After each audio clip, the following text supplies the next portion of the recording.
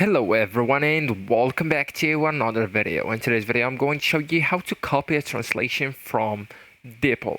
So actually guys, first you will need just to open up your favorite browser and then just go with the deepl.com, sign in or log in with your account, and then you will need to go and enter your text or paste it and also choose the source language. So let's say it's English, okay, and go for example with a text. I'm going just to type, hi, how are you doing, okay, and that's the target language or the targeted language, okay.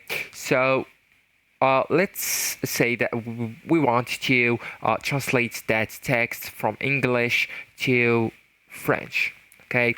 So French, and to copy it you will need to go right at the bottom right of this card, okay, and then just click it.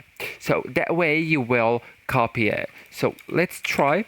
All right, so we already copied it, okay, and also you can just go and select all the text like that and right click on it and then go with copy, okay. So these are the methods or the available methods that you can use.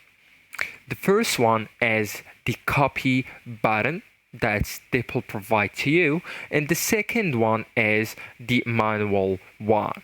So actually guys, that's it. This is the end of the video. Thank you so much for watching and goodbye.